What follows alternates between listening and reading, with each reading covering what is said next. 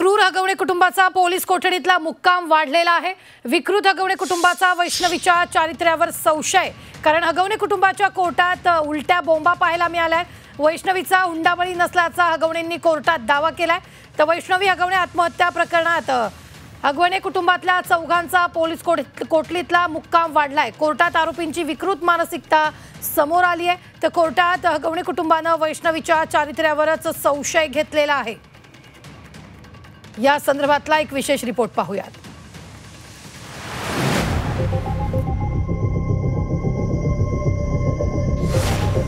क्रूर हगवणे कुटुंबाचा पोलीस कोठडीतला मुक्काम वाढला।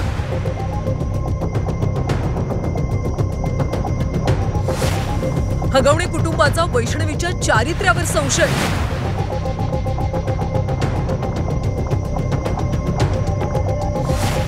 वैष्णवीचा हुंडाबळी नसल्याचा हगवणेंचा कोर्टात दावा।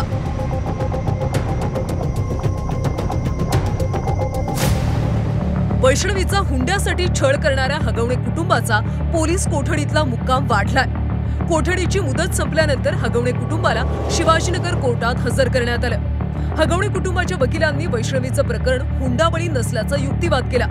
हगवणे कुटुंबाकडे 5 कोटी रुपये किमतीच्या कार आहेत, त्यामुळे 40 लाखांची कार हुंड्यात ते कशी मागतील असा युक्तिवाद आरोपीच्या वकिलांनी केला। 40 लाखाची यांनी फॉर्च्युनर दिली म्हणतात, ह्याच्याकडे ऑलरेडी 90 लाखाची मर्सिडीज आहे। 5 कोटीच्या गाड्या घरात पार्किंगला आहेत, त्या गाड्यांना कोणी हात सुद्धा लावत नाही। ऐकून घ्या सर, वापरली कसं असतं सर, डावरी आणि वडिलांनी, आता आपल्यालाही मुली असतात, आपल्याला आपण वडिलांनी स्वेच्छेने मुलीला दिलेलं बक्षीस गिफ्ट ह्याच्यामध्ये फरक आहे। बक्षीस दिलेलं ह्याला डावरीच्या व्याख्येमध्ये ते मोडत नाही।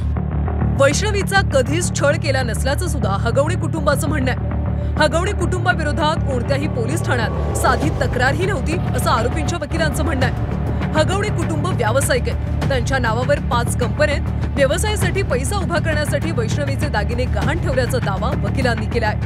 तिच्या कुटुंबियांना ह्याबद्दल पूर्ण वेळोवेळी त्यांना आम्ही जाणीव करून दिलेली होती की तिच्या मोबाईलमध्ये आम्हाला आक्षेपार्ह गोष्टी सापडत आहेत, त्याच्यामुळेच तिचा आणि आमच्यामध्ये वाद होत होते। ह्याबद्दल त्यांना आम्ही जाणीव करून दिलेली होती। तिच्या आईवडिलांनी ते मोबाईल तिच्याकडनं काढून घेतलेले होते। त्या मोबाईलमधली जी काय चॅटिंग आहे ती आम्ही सुरक्षित ठिकाणी ठेवलेली आहे। योग्य वेळ आल्यानंतर आम्ही ती चॅटिंग कोर्टासमोर देणार आहोत। हगवणे कुटुंबाचा मित्र निलेश चव्हाण यानं वैष्णवीच्या बाळाचा सांभाळ केला, मात्र तरीही त्याच्यावर सूडबुद्धीनं गुन्हा दाखल केल्याचं वकिलांचं म्हणणं होतं। याहून गंभीर बाब म्हणजे वैष्णवी हिच्या चारित्र्यावरच हगवणे कुटुंबानं संशय घेतलाय। वैष्णवीच्या व्हॉट्सअप चॅटची तपासणी करावी अशी मागणी हगवणे कुटुंबाने केली आहे। साहेब, निलेश चव्हाणवरती हा पूर्णपणे अन्याय झालेला आहे। निलेश चव्हाण हा त्याचा मित्र आहे।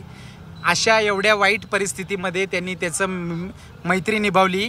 ते बाळ बघण्यासाठी 5 लोक तुरुंगात असताना ते लहान बाळ कुणी बघायचं होतं?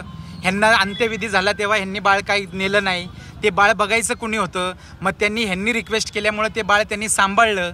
त्यांनी बाळ सांभाळलं, ही माणुसकी दाखवली। उद्या सोडून गेला असता। पोलीस आहे, मीडिया माझ्या विरोधात आहे, पोलीस माझ्या मागे लागलेले आहेत, कशाला बाळ पकडायचं? तर कोणी त्यांनी बाळ सांभाळलं, त्याचा दोष काय त्याच्यामध्ये? त्याच्यावरती हा केवळ अन्याय त्याच्यावरती चाललेला आहे, ह्या युक्तिवाद केला। कोर्टानं दोन्ही बाजूचा युक्तिवाद ऐकून घेतल्यानंतर सासरा राजेंद्र हगवणे, दीर सुशील हगवणे या दोघांना 3 दिवसांची पोलीस कोठडी, तर नवरा शशांक हगवणे, नणंद करिश्मा हगवणे आणि सासू लता हगवणे या तिघांना 1 दिवसाची पोलीस कोठडी सुनावली आहे।